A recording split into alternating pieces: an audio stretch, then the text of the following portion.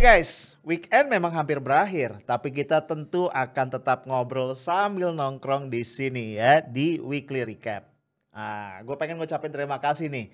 Seminggu kemarin kita udah bareng-bareng ngobrol di 18 episodes ya. Di luar yang ini, ya ada di lunch break, ada coffee break, ada afternoon tea, dan setiap malam jangan lupa ada highlight ya.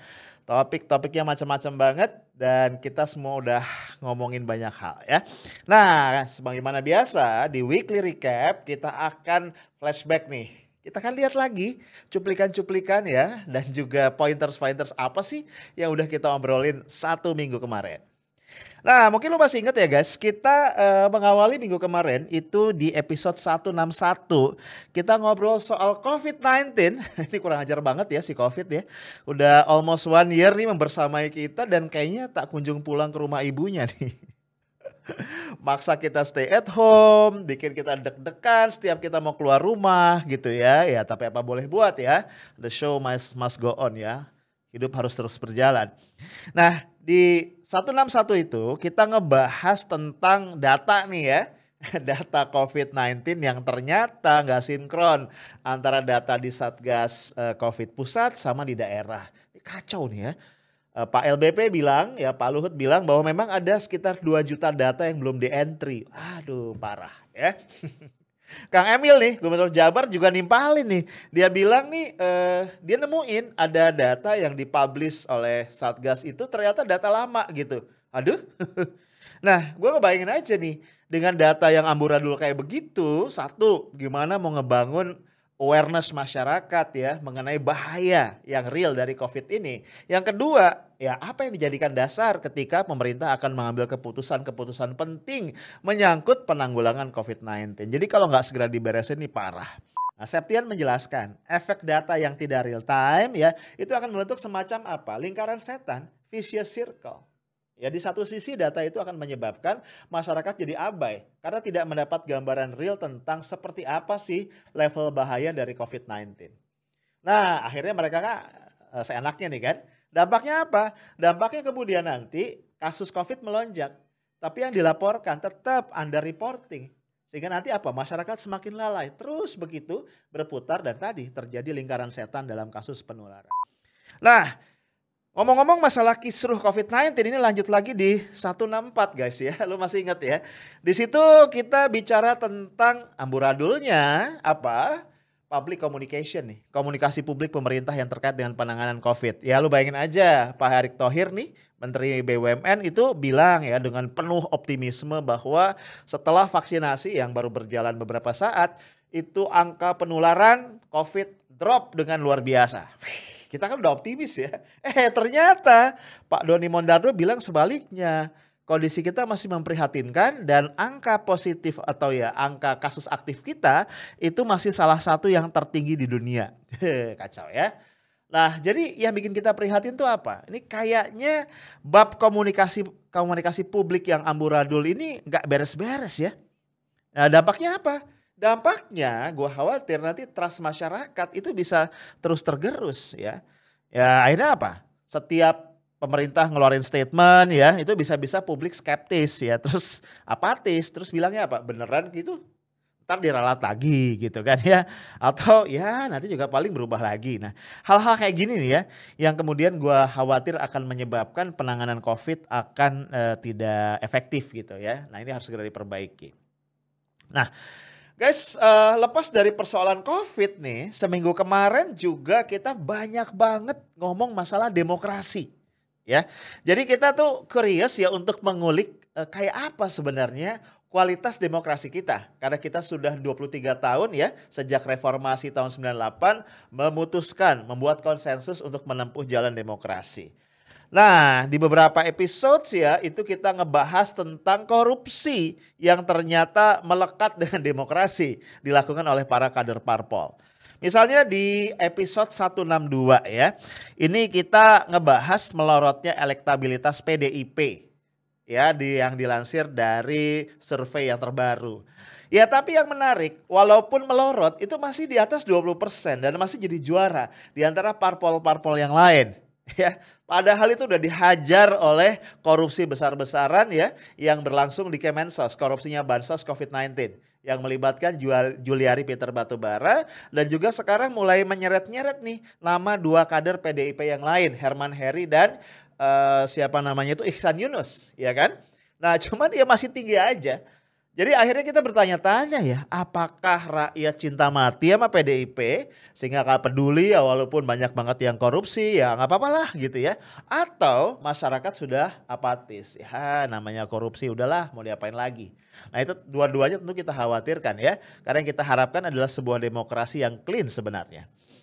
Nah guys, senada dengan itu kita juga udah pernah ngasih tips kepada lu sekalian yang pengen kaya dengan cepat. Yaitu apa? Masuk parpol dan belajar korupsi sejak muda. Hehehe, bercanda ya. Jangan diikutin tipsnya, kacau nanti ya. Nggak, lu semua nggak pada korupsi aja, koruptor udah banyak bener ya. Nah, di podcast 168 kita ngebahas tadi sepak terjangnya Ihsan Yunus. Salah satu kader muda PDIP yang mulai keseret-seret namanya nih ya dalam kasus korupsi Bansos di Kemensos yang sebelumnya melibatkan sejawatnya yaitu Juliari Peter Batubara. Ya, ini ada fakta menarik lagi atau ada dugaan yang menarik lagi ya. Ternyata guys, Ihsan ini juga sudah mendapatkan proyek-proyek di Kemensos jauh sebelum pengadaan Bansos. Jadi Bansos ini bukan yang pertama. Ya, dalam konteks penanganan COVID misalnya, Ihsan ini ditengahnya kerap mondar-mandir nih guys ke kantor Kemensos dan bertemu langsung dengan koleganya Menteri Sosial Juliari Peter Batubara. Nah guys, kisah Juliari ini ya yang kemudian tadi menyeret juga Ihsan dan yang lain-lain ini membuat kita bertanya-tanya nih. Apakah parpol ini udah berubah nih atau udah menjadi satu tempat ya sekolah korupsi nasional gitu. Kacau juga ya. Ya kalau udah gitu kan kacau ya karena ini para junior ya, kader-kader junior, politisi-politisi muda bisa jadi belajar nih dari para seniornya bagaimana cara melakukan korupsi dana APBN dengan benar dan terstruktur. Wah kacau kalau sampai begitu ya. Lalu guys, dalam beberapa episode kita juga ngebahas persoalan mahalnya biaya demokrasi kita. Ya, dampaknya apa? Terbuka nih celah bagi para taipan untuk ambil peran sebagai cukong yang membeli parpol dan kemudian apa? Menjadikannya sebagai proksi untuk mengamankan kepentingan-kepentingan bisnis mereka. Nah, obrolan kita di podcast 163 itu dipicu oleh pengakuan Ketua MPR yang juga adalah Wakil Ketua Umum Golkar Pak Bambang Susatyo yang mengatakan bahwa para taipan cuma butuh sekitar 1 triliun untuk membeli satu parpol ya. Artinya apa? Untuk menguasai semua parpol atau setidaknya parpol besar itu cuma butuh sekitar 5 sampai 6 triliun aja, itu udah beres tuh. Dengan begitu ya quote unquote mereka bisa menguasai Indonesia. Kenapa? Karena kemudian nanti pejabat-pejabat publik yang terpilih dari parpol-parpol tadi via pemilu cuma jadi proksi tadi yang mengikuti apapun yang mereka mau. Ya dengan kata lain mereka bisa menentukan siapa yang jadi gubernur, wali kota, jadi pejabat ini, pejabat anu, mungkin Kapolri, mungkin Panglima TNI, bahkan mungkin presiden. Who knows? Nah, kalau kisah ini benar, wah kacau ya. Karena sistem politik liberal yang sekarang kita ambil sebagai pilihan ini sangat mengandalkan kekuatan uang. Dampaknya apa? Sekelompok orang, sekelompok pemodal, bahkan kepentingan asing itu dengan mudah dan murah ya bisa membajak negeri ini, membeli Indonesia tanda kutip lewat proses demokrasi. Nah, guys, soal mahalnya biaya demokrasi ini juga ternyata disoroti secara khusus oleh salah satu politisi senior kita yang juga jadi wapres ke-10 dan ke-12 di Indonesia yaitu Pak Yusuf Kalla. Menurut Pak JK, demokrasi yang mahal ini mendorong munculnya mindset investasi yang menuntut of course return on investment. Hal ini kemudian mendorong perilaku-perilaku koruptif ya dari pejabat-pejabat yang terpilih lewat proses tadi. Nah, JK secara khusus menyoroti hubungan antara menurunnya kualitas demokrasi dengan meningkatnya ya tanda kutip kualitas korupsi. Kok bisa? Ya, lu jangan lupa guys, by definition yang namanya korupsi itu adalah kejahatan yang melibatkan kekuasaan yang cenderung absolut. Ya, lu jangan lupa ya, Adagiumnya mengatakan begini, power tends to corrupt, absolute power corrupts absolutely. Nah, ketika kualitas demokrasi menurun, salah satu yang terjadi biasanya adalah apa? Pemusatan kekuasaan. Kan gitu kan? Ya kayak terjadi di kita sekarang. Nah, jadi bisa dipahami guys kalau ketika kualitas demokrasi menurun, korupsi meningkat, ya. Nah, hal ini guys, ini terlihat juga dari menurunnya indeks demokrasi kita. Yang bersamaan dengan itu ya indeks persepsi korupsi kita juga memburuk. Nah, ini sama-sama terjadi nih ya di tahun 2020. Bayangkan nih ya, dalam kedua hal tadi, indeks persepsi korupsi maupun indeks demokrasi, posisi kita berada di bawah Timor Leste. Malu nggak lu? Gue sih malu ya. Kacau kan? Guys, Indonesia menduduki peringkat jeng jeng. Peringkat 64 dari 167 negara di dunia dengan skor 6,3. Ya. Peringkat kita nggak berubah guys dari tahun 2019, tetap peringkat 64 tapi skornya turun dari tadi sebelumnya 6,48 menjadi 6,30. Nah, ini sangat memprihatinkan ya. Kenapa? Karena indeks demokrasi kita itu di 2020 ya 6,3. Ya, ini adalah capaian terendah kita selama 14 tahun terakhir ya. Dan Indonesia ini kayaknya terjebak di dalam kelompok demokrasi cacat. Parah ya, menyedihkan sekali. Nah guys, gak sampai itu doang nih. Ada lagi yang lebih memprihatinkan nih. Karena ternyata kampus yang mestinya ya itu jadi apa? Jadi pilar dari nilai-nilai moral, dari nilai-nilai kebenaran. Ini kayaknya ikut-ikutan keseret ya dalam dinamika demokrasi kita yang jorok dan cacat tadi ya. Kenapa gue bilang begitu? Karena sebagaimana udah kita obrolin nih, beberapa universitas ini nampaknya kegenitan nih. Ngasih gelar doktor honoris causa ya kepada koruptor dan kepada beberapa politisi. Mereka-mereka ini bukan cuman gak jelas apa kontribusinya bagi ilmu pengetahuan dan peradaban, tapi juga punya sejumlah perilaku yang jauh dari terpuji. Dan gak bisa jadi contoh bagi generasi muda. Ya contohnya Nurdin Halid ya. Ini mantan ketua PSSI yang juga kita tahu sebelumnya terjerat dalam banyak kasus korupsi. Itu justru mendapatkan gelar doktor honoris causa dari Universitas Negeri Semarang untuk bidang olahraga. Argumentasinya apa? Nurdin Halid dikatakan berjasa bagi pengembangan dunia olahraga Indonesia. Nah ini yang gue bingung ya. Karena kalau kita buka catatan ya. Selama Nurdin Halid jadi ketua umum PSSI itu prestasi dari tim nasional kita kagak jelas ya. Juara apa gue juga bingung ya. Gitu. Nah ini membuat kita bertanya-tanya nih. Ini ada transaksi gak sih? Antara universitas yang ngasih gelar doktor honoris causa dengan pihak-pihak yang dapat. Ya, karena tadi kan kita percaya nggak ada kebetulan, ya kita percaya there is no freelance. Yang gini-gini biasanya ada transaksi di bawah meja nih, ya. Dan kalau itu benar, maka doktor honoris causa kan singkatan dokter HC itu doktor honoris causa akan berubah menjadi doktor hororis causa, ya, horor atau paling enggak adalah doktor humoris causa, bikin ketawa. Ya. Nah, selebihnya nih, di minggu kemarin kita juga ngebahas inti dari demokrasi. Apa coba? Ya, benar banget. Freedom of speech, ya, kebebasan berpendapat. Yang dalam beberapa tahun terakhir ini kayaknya melorot drastis nih ya di negara kita. Nah, bagi para pengkritik, bagi suara-suara oposisi, itu nampaknya tersisa tuh dua pilihan. Yang agak ringan, ya sebenarnya gak ringan juga sih ya. Itu dibully habis-habisan oleh siapa? Buzzer di ruang-ruang cyber.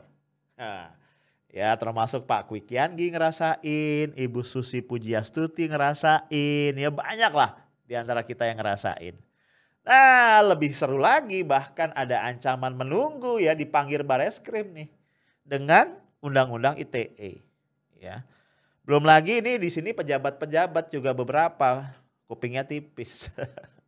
Dikritik keras dikit lapor ya, dikritik keras lapor ya.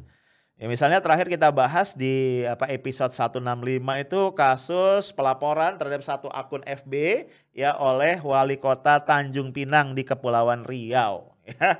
Jadi ceritanya tuh si pemilik akun ngeritik nih ya kebijakan Pemkot mengenai apa sih pembubaran badut kalau gua nggak salah ya. Pembubaran badut di lampu merah. Kritik diperkarakan. Kacau juga ya. Nah, fakta-fakta ini guys akhirnya membuat apa? Membuat seruan presiden ya waktu itu ketika peluncuran laporannya ombudsman yang meminta agar masyarakat lebih aktif mengkritik dan diperkuat lagi sama statement dari Menseskap ya Pramono Anung ketika perayaan Hari Pers Nasional ya. Ayo kritik pemerintah dengan kritik yang pedas dan tajam. Kritik yang pedas dan tajam itu akan jadi vitamin, akan jadi jamu yang menguatkan pemerintah gitu ya, membuat lebih terarah. Itu akhirnya apa? Dicibir. Sumpah lu gitu kan. Begitu kan akhirnya ya. Itu yang terjadi.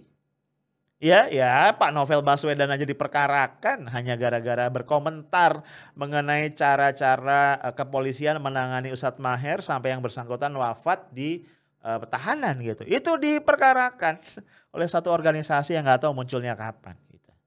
Nah akhirnya apa? Pak Jokowi mendapatkan award kan dari para aktivis mahasiswa di UGM. Ya, juara umum inkonsistensi antara omongan dengan tindakan. Kacau kan? Ini mahasiswa ini memang super jahil. Nah ya soal-soalnya kita bahas antara di podcast episode 168 dan 175. Nah merespon ini guys, terutama juga tadi keikutsertaan buzzer ya, menimbulkan kericuhan-kericuhan di ruang cyber kita. Ini anggota fraksi PKS di DPR RI, Pak Al-Muzamil Yusuf itu sampai berbicara lantang di sidang paripurna DPR RI baru-baru ini. Beliau mempertanyakan soal buzzer nih ya, misalnya pertama dia tanya, ini para buzzer ini dibayar pakai APBN apa enggak nih? Ya karena kita pernah dengar ya ada dana ya ditemukan oleh ICW 90,45 miliar itu digunakan untuk ngebayar influencer Jungto Buzzer ya. Jadi ditanya ini orang-orang kayak Abu Janda ini dibayarnya pakai APBN apa bukan? Yang kedua lebih tajam lagi, apakah demokrasi kita itu mau terus dibangun dengan orang-orang kayak karakternya seperti Abu Janda ini? Dan yang ketiga, kenapa Abu Janda sudah berkali-kali dipolisikan itu belum ditangkap? Nah ini kalau dibiarkan bisa memperkuat dugaan sebagian publik bahwa orang-orang yang pro Pak Jokowi memang kebal hukum. Wah, kacau. Nah guys, lepas dari itu ya, minggu lalu juga jangan lupa, minggu kemarin ini ya, jangan lupa kita juga ngebahas ini politik lokal DKI yang sebenarnya nggak lokal sih ya. Karena DKI itu kan bagaimanapun adalah miniatur Indonesia ya. Jadi seperti apa DKI ya cukup mencerminkan seperti apa Indonesia. Mungkinkah keputusan ini dilatari oleh kemungkinan Presiden Jokowi mempersiapkan keberangkatan Gibran dari Solo ke Jakarta? Ya kalau berangkat dari Solo ke Jakarta kan tinggal naik kereta atau pesawat ya. Oh maksudnya keberangkatan jadi gubernur ya. Kayak bapaknya dulu ya. Karena dirasa terlalu cepat jika Gibran berangkat ke Jakarta tahun 2022. Pertanyaan ini muncul di masyarakat banyak karena terus terang saja saya sendiri pun sulit untuk menemukan penjelasan lain yang lebih masuk akal. Nah bahasan kita itu guys kalau masih ingat diawali oleh kecurigaan dari Demokrat ya. Ini jangan-jangan nih batalnya revisi Undang-Undang Pemilu yang menyebabkan Pilkada 2022, 2023 batal dan semuanya dipol di Pilkada serentak 2024 bareng dengan Pileg dan Pilpres.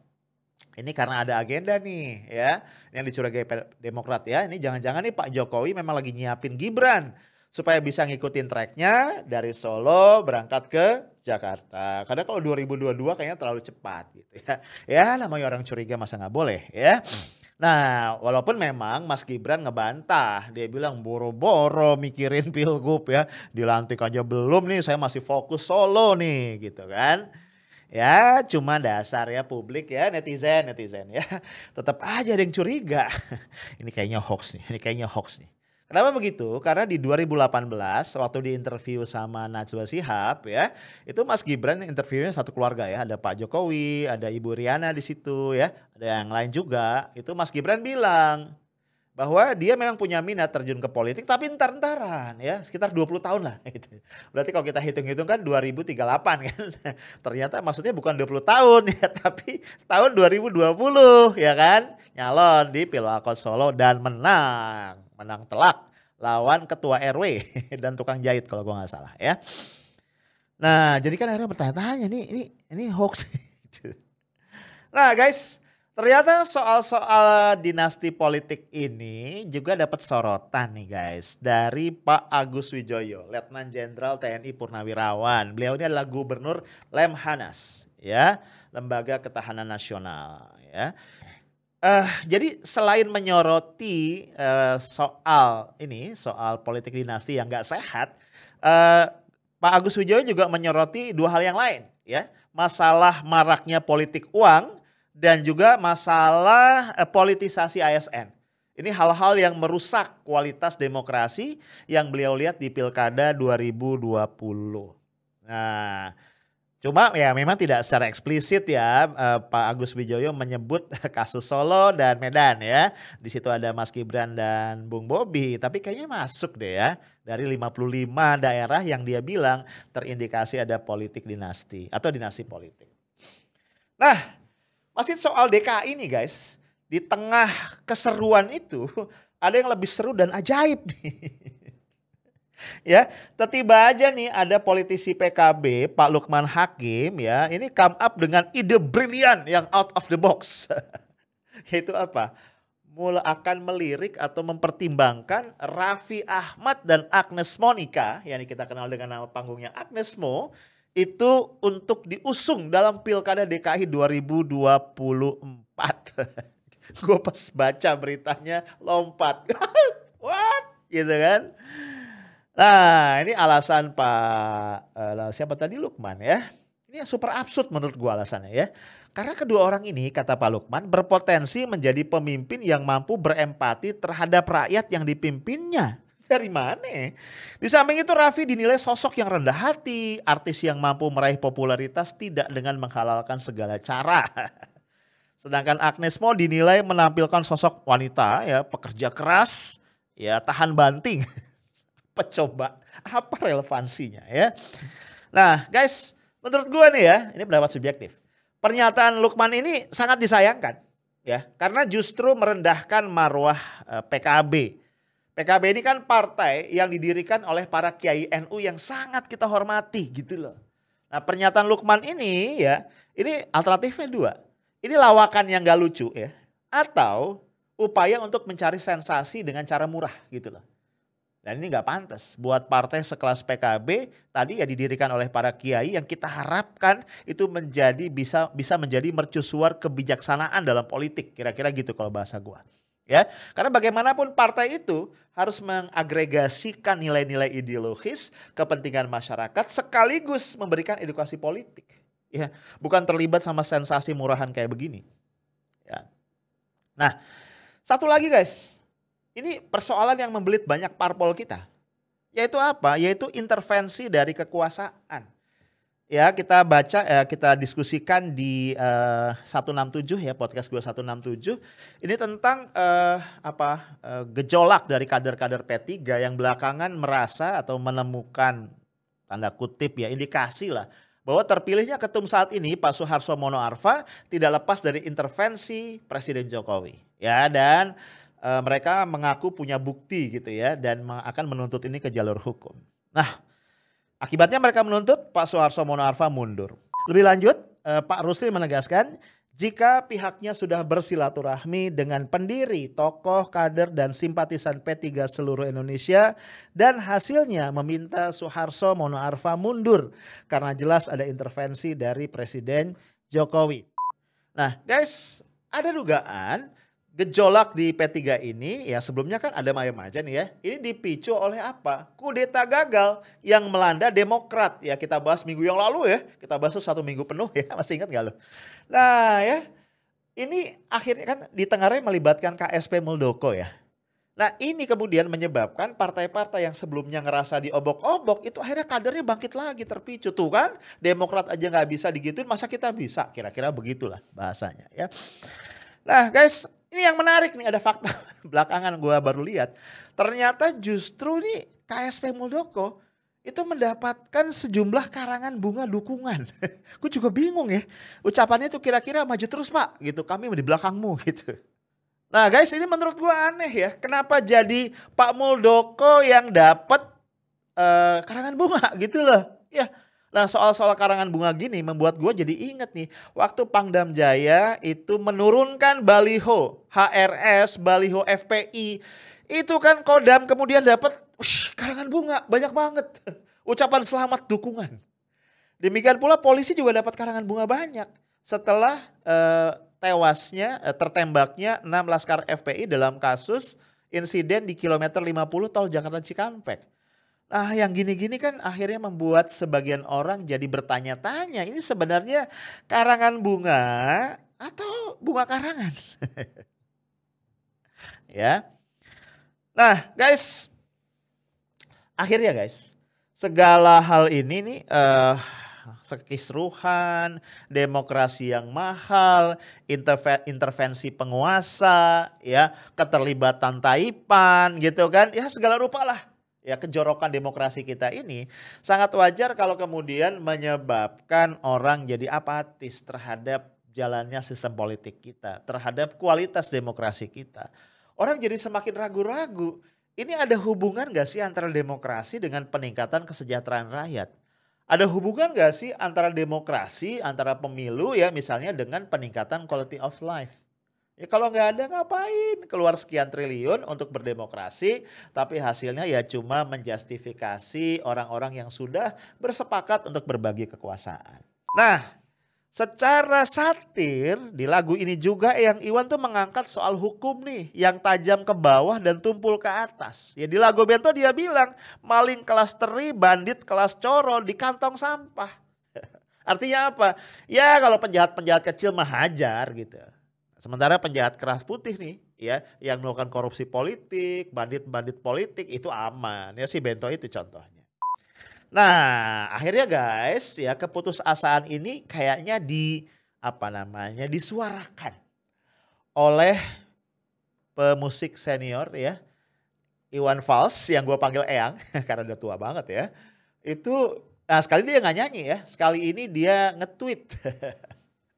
Ini konyol juga nih, seru juga, bukan konyol sih, seru ya. Jadi Eyang Iwan ini mengusulkan agar nanti di 2024 gak usah repot-repot cari calon. Udah Megawati, Ketua PDIP sama Yusuf Kala ya, JK maju aja di Pilpres 2024. Plus nanti kabinetnya isilah sama para sepuh katanya gitu. Kenapa? Karena mereka udah sepuh nih ya, harapannya mereka sudah tidak punya ambisi pribadi dan bisa fokus untuk mengurus rakyat. Aduh, ya ayah-ayah wae ya, yang Iwan. Guys, itulah cerita kita seminggu kemarin. Mudah-mudahan cukup merangkum ya. Tapi apapun itu, satu, gue pengen berterima kasih sekali lagi karena lu udah loyal, udah setia ngobrol bareng gue, nemenin gue berkeluh kesah dan mudah-mudahan dari situ ada inspirasi perubahan. Terima kasih juga buat segala komentar lu ya. Gue heran ini yang mencaci gue bertambah sedikit ya, entah kenapa. Dan satu lagi gue pengen berpesan. Lu boleh kesel, lu boleh marah dengan situasi, tapi jangan pernah berputus asa dalam mencoba memperbaiki Indonesia. Menjadi Indonesia yang lebih baik dan bermartabat. Karena Indonesia punya lu, Indonesia punya gua, dan Indonesia punya kita semua. Ya, itu aja dari gua. Stay tough, smart, and professional. Assalamualaikum warahmatullahi wabarakatuh.